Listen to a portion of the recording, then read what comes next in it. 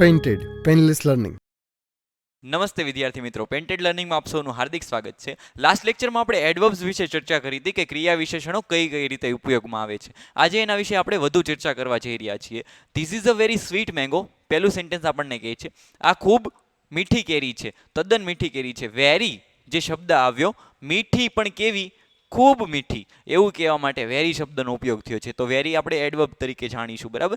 Your answer is quite wrong. તમારો જવાબ જે તદ્દન ખોટો છે. તો તદ્દન કહેવા માટે ક્વાઇટ શબ્દનો ઉપયોગ થયો, એ પણ એક એડવર્બ બની જાય છે. The old man walks very slowly, એટલે કે વૃદ્ધ માણસ ખૂબ ધીમેથી ચાલે છે. ખૂબ ધીમેથી કહેવા માટે વેરીનો ઉપયોગ થયો છે. ઉપયોગ એટલા માટે એને આપણે ક્રિયા વિશેષણ તરીકે દેખાડશું. હી લીવ્સ ક્વાઇટ હેપીલી, તે ખૂબ હેપીલી, ખુશીથી જીવે છે.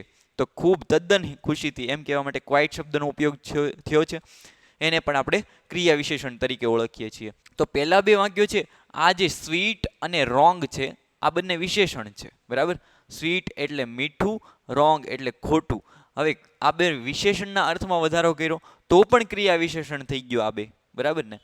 અને સ્લોલી અને હેપીલી જે છે એ ઓલરેડી એડવર્બ જ છે, ક્રિયા વિશેષણ જ છે. છતાં એના અર્થમાં પણ વધારો કરે છે તો પણ એને એડવર્બ કહીશું.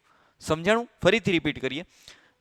આ બંને વાક્યો તપાસવાથી ખબર પડી કે વેરી અને ક્વાઇટ એ ક્રિયા વિશેષણો, સ્વીટ અને રોંગ આ બંને વિશેષણોના અર્થમાં વધારો કરે છે.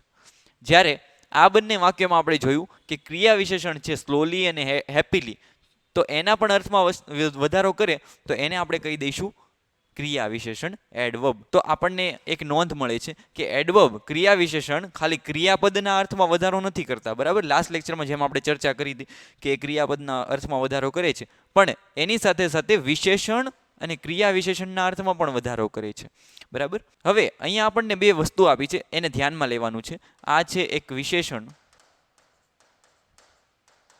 અને આ છે ક્રિયા વિશેષણ.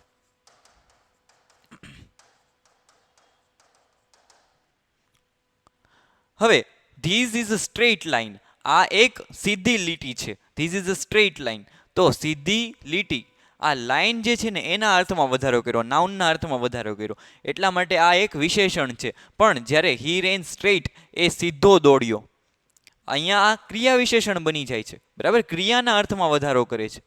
ક્રિયા કઈ રીતે થઈ એ દેખાડે છે. તો આ થઈ ગયું વિશેષણ અને આ થઈ ગયું ક્રિયા વિશેષણ. આ બંને શબ્દો એક જ છે, બરાબર ને. આમાં સ્ટ્રેટલી નથી લખતા આપણે, જેમ ક્રિયા વિશેષણમાં આપણે આ એલવાય લગાડી દઈએ છીએ ને, એમ આપણે આમાં નથી કર્યું. તો અમુક શબ્દો એવા છે જે વિશેષણ અને ક્રિયા વિશેષણ બંનેમાં સમાન રીતે વપરાય. This is a fast train, આ કેવી ટ્રેન છે? ફાસ્ટ ટ્રેન છે, ઝડપી ટ્રેન છે. હી રેન ફાસ્ટ, તે ફાસ્ટ દોડ્યો, ઝડપથી દોડ્યો. તો અહીંયા દોડવાની ક્રિયાને અર્થમાં વધારો કર્યો, એટલા માટે ફાસ્ટ અહીંયા ક્રિયા વિશેષણ થઈ ગયું, એડવર્બ થઈ ગયું. This is a hard task, આ ખૂબ અઘરું કાર્ય છે. તો કાર્ય કેવું? અઘરું.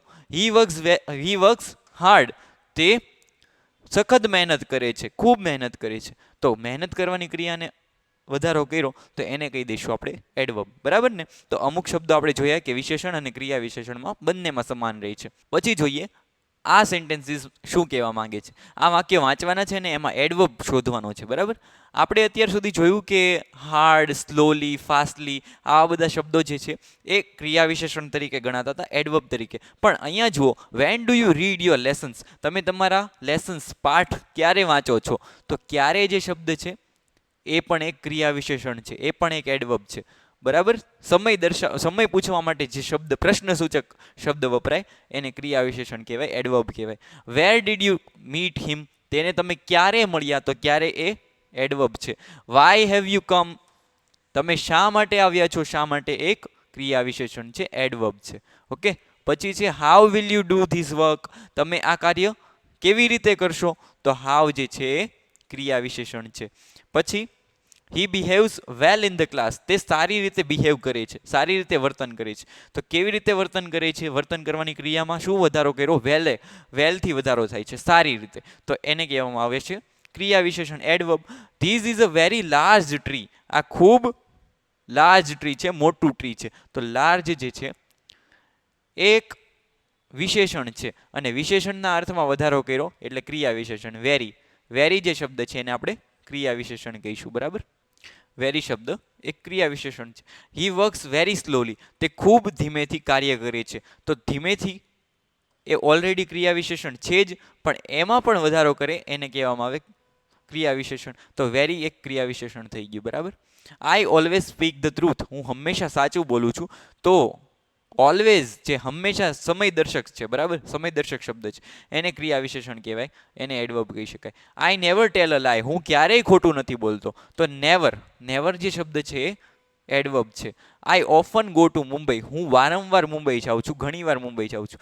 તો ઓફન જે શબ્દ છે એને પણ એડવર્બ કહી શકાય. પછી છે the teacher sometimes tells a story, શિક્ષક અમને ઘણીવાર સ્ટોરી કહે છે. સમટાઈમ્સ, સમટાઈમ્સ એટલે ક્યારેક, ક્યારેક એ સમય દર્શાવતો છે, સમય દર્શાવતો શબ્દ છે. એડવર્બ ઓફ મેનર, ગયા વિડીયોમાં આપણે ચર્ચા કરી હતી એ રીતે. બરાબર.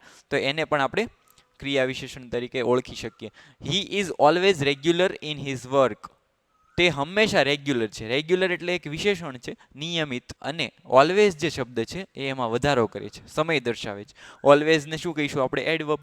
હી હેઝ નેવર હેલ્પ્ડ મી, તેણે મને ક્યારેય મદદ નથી કરી. ક્યારેય એ સમય દર્શાવતો શબ્દ છે, એને આપણે એડવર્બ કહીશું. આઈ હેવ ઓલવેઝ હેલ્પ્ડ હિમ, મેં હંમેશા તેની મદદ કરી છે. તો હંમેશા એક એડવર્બ છે. યુ હેવ ઓફન હેલ્પ્ડ મી, તમે મને ઘણીવાર મદદ કરી છે, એક એડવર્બ છે, ઓફન. ઓકે. તો આ બધા શબ્દો. He did his work carefully, તેણે તેનું કાર્ય કેરફુલી કર્યું, કાળજીપૂર્વક કર્યું. ક્રિયા કેવી રીતે કરી? કાળજીપૂર્વક. તો આ એક એડવર્બ છે, ક્રિયા વિશેષણ છે. બરાબર. પછી આ વાક્યો જે છે એને આપણે સોલ્વ કરવાની ટ્રાય કરીએ. This story is quite good, આ સ્ટોરી જે છે એ ખૂબ સારી છે. તો આમાં એડવર્બ કયું છે એ શોધીને આપણે લખવાનું છે. તો ક્વાઇટ એક એડવર્બ છે. બરાબર ને? ખૂબ સારી છે તો quite. He will surely come today, તે આજે પાક્કું આવશે, પાક્કું આજે આવશે. તો શ્યોરલી એક એડવર્બ થઈ ગયું, એની આવવાને ઘટનાને નિશ્ચિતતા દેખાડે. શી ઇઝ ઓલવેઝ ચીયરફુલ, તે હંમેશા ચીયરફુલ હોય છે, આનંદથી ભરેલી હોય છે. તો ઓલવેઝ એટલે હંમેશા, સમય દેખાડે છે. બરાબર. એડવર્બ ઓફ મેનર, તો એને પણ આપણે ક્રિયા વિશેષણ તરીકે ઓળખીએ, always. The husband and wife live happily, પતિ અને પત્ની બંને સુખેથી જીવે છે. તો સુખેથી એક એડવર્બ છે, હેપીલી. બરાબર. એલવાય લાગે એટલે આપણને ખબર પડી જ જાય છે કે એડવર્બ છે. He did his work very easily, તેણે તેનું કાર્ય ખૂબ સરળતાથી કર્યું. તો સરળતાથી, કાર્ય કઈ રીતે કર્યું? સરળતાથી. તો આ એક એડવર્બ થઈ ગયું, ઇઝીલી. પછી બાકીના સેન્ટેન્સીસ તમારે જાતે સોલ્વ કરવાની ટ્રાય કરવાની છે. પછી આપણે ગુજરાતીનું ઇંગ્લિશમાં ટ્રાન્સલેટ કરીએ 5 વાક્યો. તદ્દન ખોટો એટલે ક્વાઇટ રોંગ, તમારો દાખલો તદ્દન ખોટો છે. તો યોર સમ, સમ એટલે દાખલો. બરાબર ને? યોર સમ ઇઝ, તદ્દન ખોટો છે એમ કહેવા માટે આપણે કયો વર્ડ વાપરીએ છીએ? Quite. Your sum is quite wrong. તે ફરીથી કરો, તે ફરીથી કરો. તો do it again, do it again, again એટલે ફરીથી. બરાબર ને? તે ફરીથી કરો, ડુ ઇટ અગેન. અહીં જરા થોભો, હું હમણાં જ આવું છું. તો વેઇટ હિયર, અહીં જરા થોભો, તો વેઇટ હિયર. જરા થોભો એમ કહેવા માટે, જરા માટે એક વર્ડ છે આપણી પાસે, little. Wait here a little.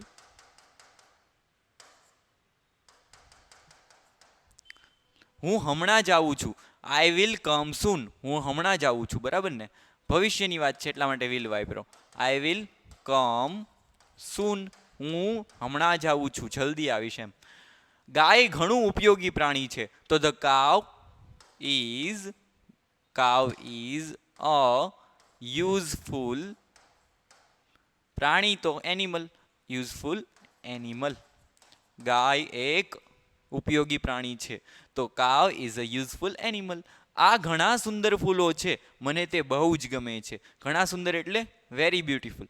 આ ધીઝ ફ્લાવર્સ, આ ફૂલો, these flowers are very pretty પણ કહી શકાય, બ્યુટીફુલ પણ કહી શકાય, કોઈ પણ શબ્દ સુંદર કહેવા માટે. Very pretty. મને તે ખૂબ જ ગમે છે. I like it. બરાબર ને? I like it very much, very much. I like it very much, મને તે ખૂબ ગમે છે. અહીંયા આપણે કયો એડવર્બ વાપર્યો? ખ્યાલ આવ્યો? વેરી છે એ એડવર્બ છે, અહીંયા પણ વેરી એક એડવર્બ છે. પછી તે ઘણી મનોહર જગ્યા છે, હું ત્યાં ઘણી વાર જાઉં છું. તે ઘણી મનોહર જગ્યા છે, કઈ રીતે લખશું એને? ધેટ ઇઝ અ મનોહરને કહેવામાં આવે ઇંગ્લિશમાં charming. That is a charming place. હું ત્યાં ઘણી વાર જાઉં છું. I go there many times. ઘણી વારને કહેવામાં આવે મેની ટાઈમ્સ. બરાબર, મેની ટાઈમ્સ. આ રીતે એડવર્બ્સનો ઉપયોગ કરીને તમારે વાક્ય સોલ્વ કરવાની ટ્રાય કરવાની છે. ઓકે, આ જે બાકીના સેન્ટેન્સીસ છે એ જાતે કરવાના છે, અને નવા શબ્દો જે છે એને લર્ન કરવાના છે, લખીને પાકા કરવાના છે. તો મળીએ મિત્રો નેક્સ્ટ વિડીયોમાં. ત્યાં સુધી જોતા રહો painted learning. Painted painless learning.